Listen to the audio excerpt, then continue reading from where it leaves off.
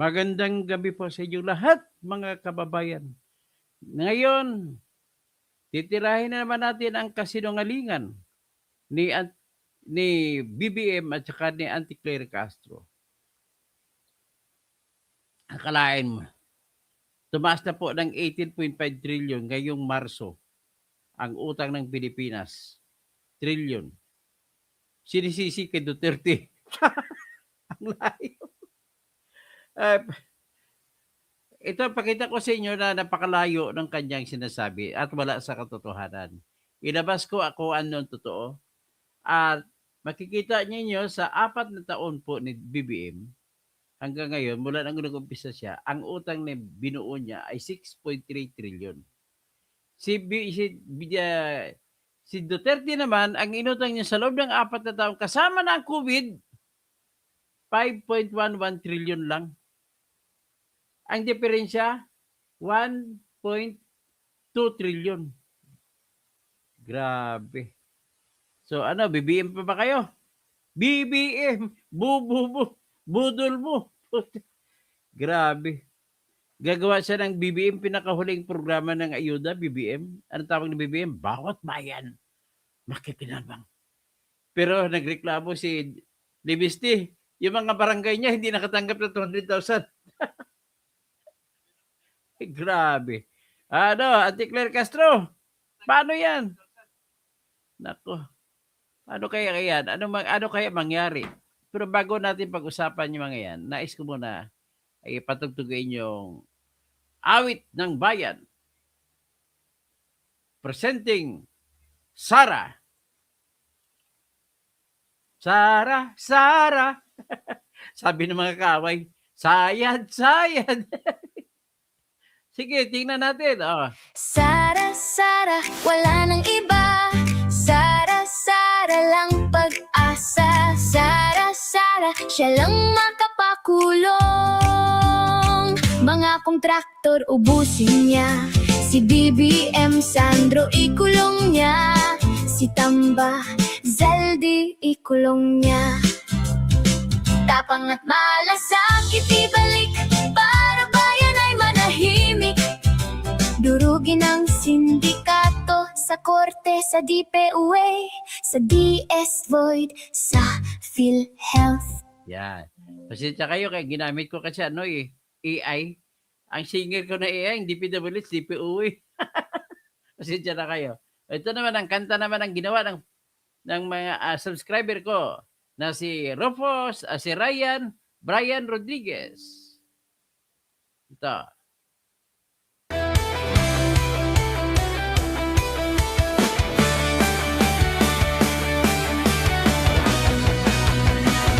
Sa Pilipinas, kilala ang tindi. Hindi kayang bayaran nino man ang kanyang prinsipyo. Kapag may inaapi, siya ang nariyan. Kapag may bayaran, siya ang hadlang. Hindi siya tiklop sa pananakot ng iilan. Hindi siya alila ng sino mang mayaman. Kung ang kapangyarihan nila ay inaabuso, hinahawi niya yan mano-mano. Kapag ang taong bayan ang nasasakal, siya ang unang sumusugot, tumatagal. Hindi perang sukatan ng halaga, kundi kung sino ang lumalaban para sa masa. Totoo kasing tirador, totoo kasing tirador.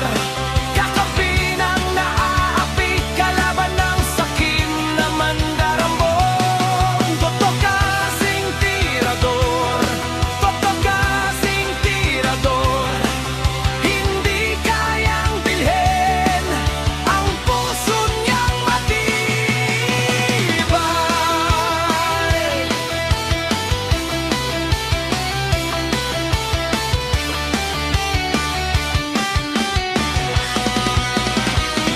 Mga magnanakaw sa pondo ng bayan, nanginginig kapag siya ang nandyan. Bawat piso,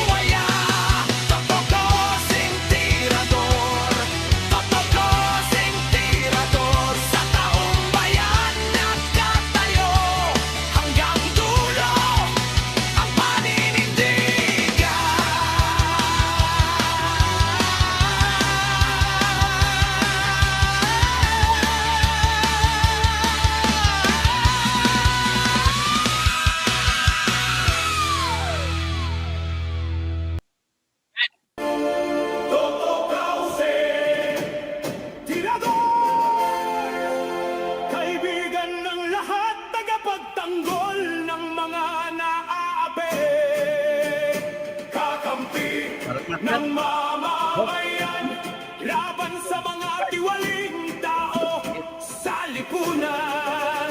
Totoo mirador, walang sinisino, mabuting kaibigan, mahirap na kaaway, walang takot, isigaw ang katotohanan. Buhay niya ay tataya para sa inang bayan. Toto Kausing, Toto Kausing, tirador, kaibigan ng lahat, tagapagtanggol ng mga naaapi, kakampi ng mamamayan, laban sa mga tiwaling tao sa lipunan. Toto mirador, walang sinisino, mabuting kaibigan, mahirap na kaaway, walang takot, isigaw ang katotohanan. Buhay niya ay tataya para sa inang bayan. Toto Kausing. Yan. Tirador! Yan. Tirador tayo. Pero yun, pag-usapan natin ngayon yung si Madam Claire Castro. Ano naman pinagsasabi ni Madam Claire Castro? Pakinggan natin. Kasinungalingan eh.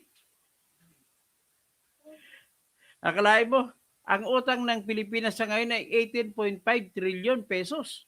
Sinisisi kay Duterte. Minana lang daw ito. Sino ba nag-utang? Si Duterte, si Marcos. Ay, nako. Ayan, pakinggan ninyo. Lumaki ang utang dahil naman na po ni Pangulong Marcos Jr. ang napakalaking utang na nakuha ni dating Pangulong Duterte.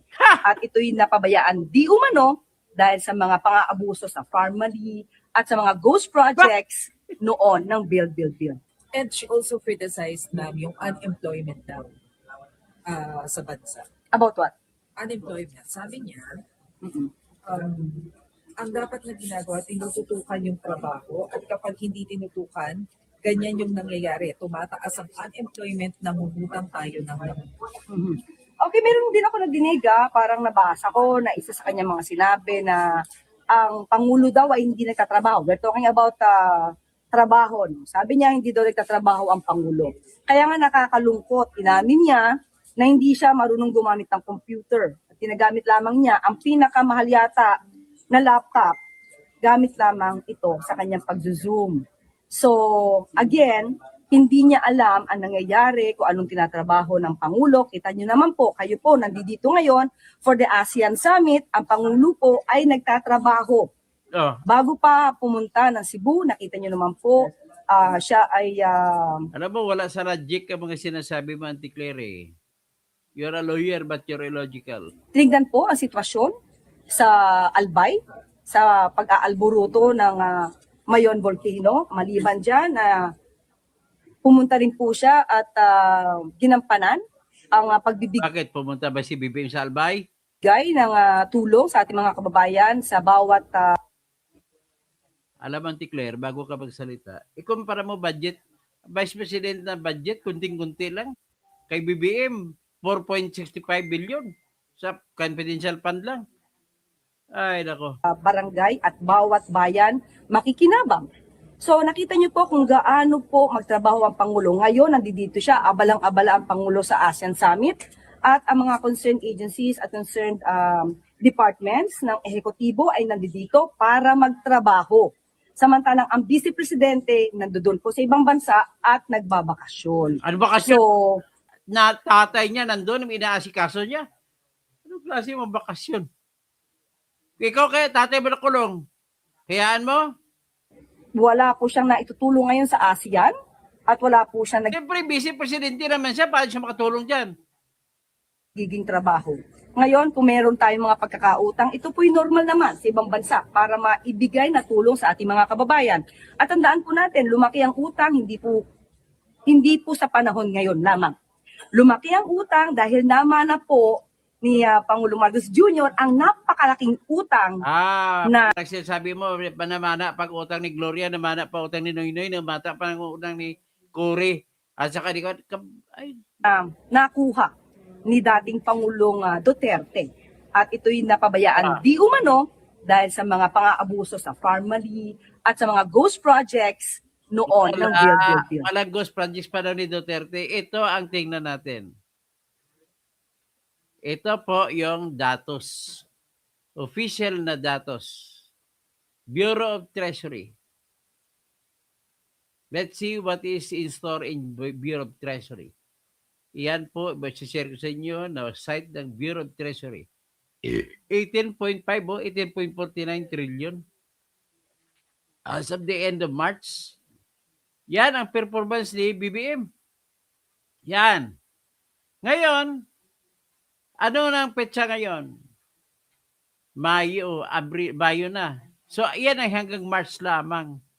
So, by magdadagdag pa ng 355, mag-abot pa 400, magiging 19 trillion na.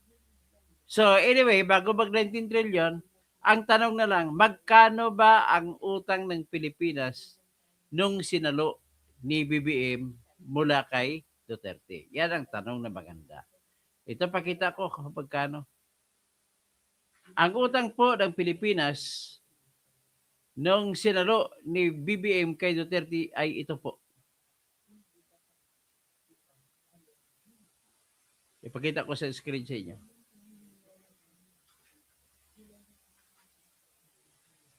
So, anong taon ito? As of December 2022. Ngayon, June 2022, nagpalitan ng office. Magkano utang ng Pilipinas noong June 2022 na iniwan ni Duterte kay BBM? 12.79 trillion. Yan ang utang. So, ngayon, noong 2023, June, ano ng utang? June 2023, yung 12.8 ay nagiging 14.147. So, kunan natin. Anong mathematics natin dyan? 12.8.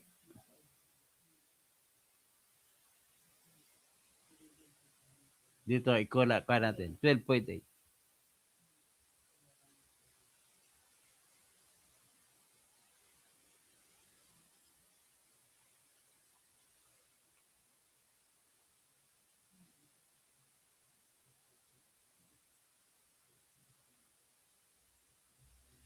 Ayan, 14.147.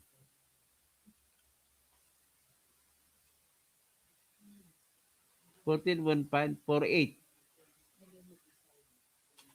minus 12.79. Ilan ang inutang ni BBM?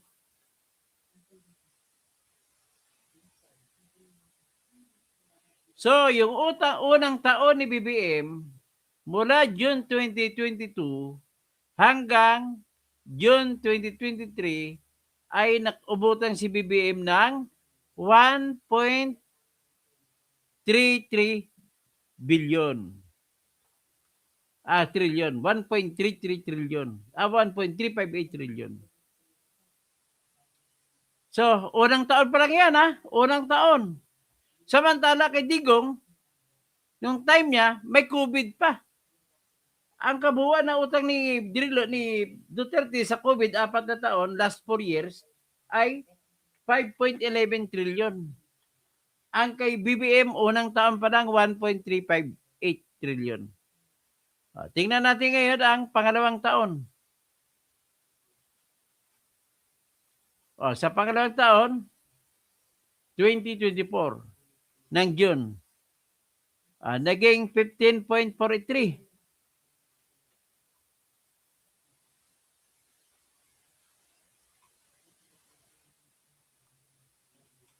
Minus 12.79.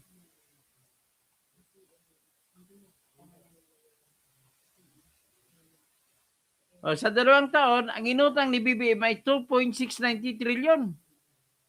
Ganon katindi. 2.690 trillion. Kinukumpute natin. Pangatlong taon, 2025. Puro sa flood control lahat na pumupunta, 2.6 trillion. Ito sa 2025, 17.3 trillion. 17.267 trillion minus 12.79.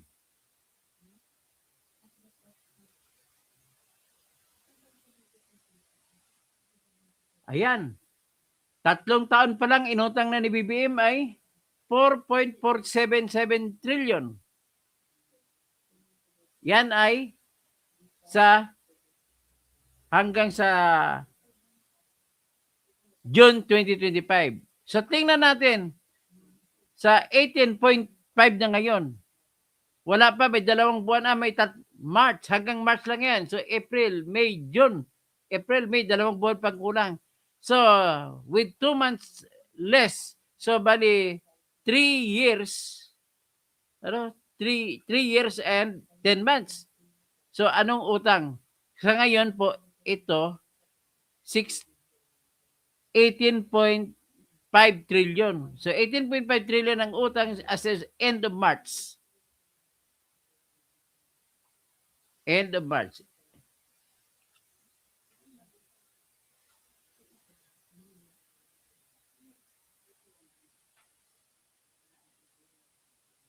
End of March. 18.5 minus 12.679. Ayan, ang inutang ni BBM sa halos 4 years, wala pang 4 years, ay 5.7 trillion. Ikumpara mo kay Digong, ang utang ni Digong 5 trillion naman, 5.1 trillion lang. So asa na sinasabi ni Auntie Claire? Mga budol talaga ito. Ang problema na budol na pamahalaan nyo, budol pa pananalita nyo. Wala tayong magagawa niyan. So, kailan natin palitan yan? Dapat nga, in-impeach natin siya eh. Ang malay-malita, alam mo kung saan napunta yung 5.3 5.71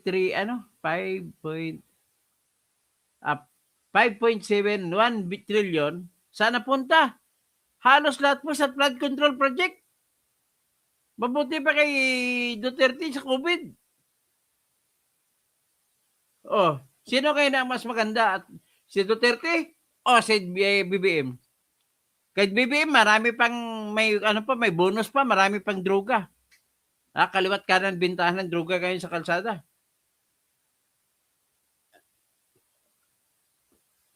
Panahon ni Duterte, ibalik na lang tapang dalasakit, ibalik ni Sara. At wala nang naglalako ng droga sa kalsada. Wala nang mag-akit bahay. Bakit? Takot na eh. Sabi na iba, hindi. Yung akit bahay, mababait ang mga tao, hindi na umakyat, pumapasok na ng bahay. Yan Kaya, kung hindi niyo maintindihan kung bakit marami nagsuporta sa Duterte, mapaanong tribo man, sapagkat po, sa utang lang, may napuntahan ang inutang ni Duterte. Napunta yan sa mga ayuda sa atin nung wala pang tayong trabaho dahil sa COVID. At lahat naman tayo nabakunahan. Lahat naman tayo nabigyan ng bakuna. Nabigyan ng mga COVID testing kits. O doon may kamahalan nga, naniwala naman ako, may kinita naman ng parmari doon, pero hanggang 14 billion naman lahat. Hindi kagaya na trillion. Ang lumalabas, 5.3 trillion, 5.4 ata compute ko, 5.7 trillion.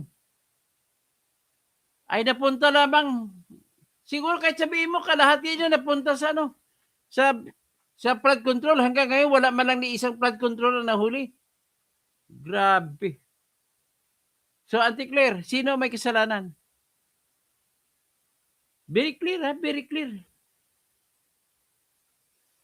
Kaya, si Christian Fernandez, kwento mo sa pagong. Ay, hindi na ko. Bakit sino bang taong kukwento sa pagong? Ikaw na lang, kasi hindi ko kaya magkwento sa pagong. Ang problema sa iyo, Christian Fernandez, hindi mo ang sarado ang mata mo. Hindi mo makita ang totoong figura, ang totoong nangyayari. Si Kong Chi naman, people support Duterte. They don't know Duterte God is Allah because Duterte is a Muslim for short. Idol. Ang lula niya, Maranao eh. Maranao, Muslim ang lula ni Duterte.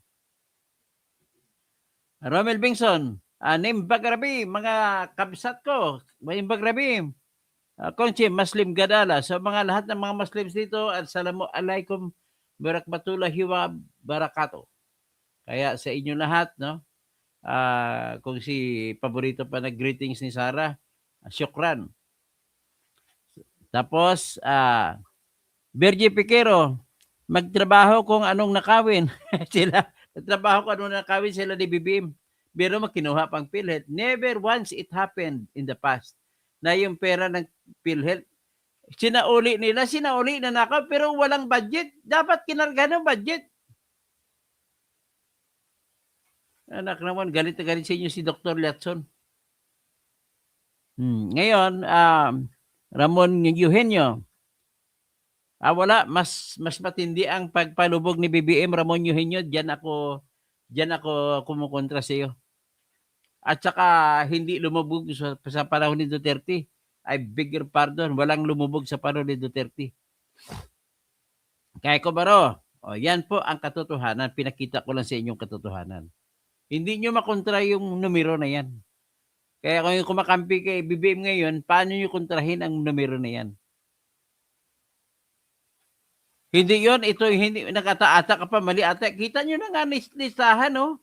Listahan niya taon. Anong palusot mo? Magkabali ako kay Duterte? Magkakabali bang taon? Ay, kung ano na pa mga palusot nyo eh. Ay, nako. Nakakahiya kayo? Nakakahiya. Ito si Bongbong, nakakahiya. Hiniya niya lang ang mga Ilocano eh.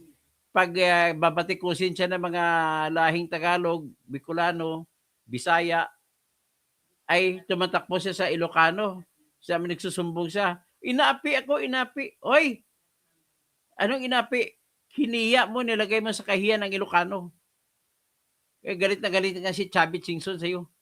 Pinakita ni Chubby Chingson kung gaano karami, mga 15.7 billion ang kinamkam ni Sandro Marcos. Ganon ba? Ginagamit nyo ang baraha ninyo na Ilocano kayo, tapos magnanakaw kayo, mga Ilocano na iwan na naghikahos. Buti na lang Ilocano, matibay sa mga buhay na larangan ng hirap ng buhay. Kasi siyempre, Ilocano, natural na makunat pa sa inchik yan. Mga Bisaya, waldas, kaya madaling maraming na nawala ng pera. Sa Gray Mix Vlogs, Romer Bengson, si Ramon Eugenio, sino pang iba? Benji Piqueros, sino pa? Okay. Si Mostiola Choi Silos.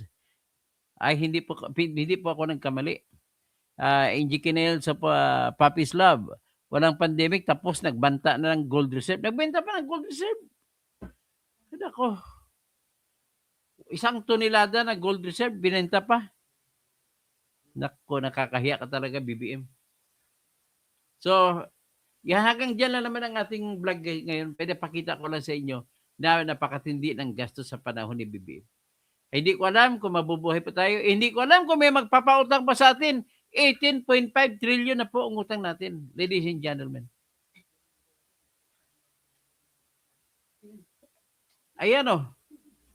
Gusto nyo kumpitin kung magkano ang utang ng mga anak natin na hindi pinapanganak? Ayan. 18.49 trillion as of end of March 2026. Reflecting revaluation effects and issuance of domestic securities. Panay utang. Ibig sabihin po, kukunti ang kinikita sa buwis. Kaya bakit tayo umutang?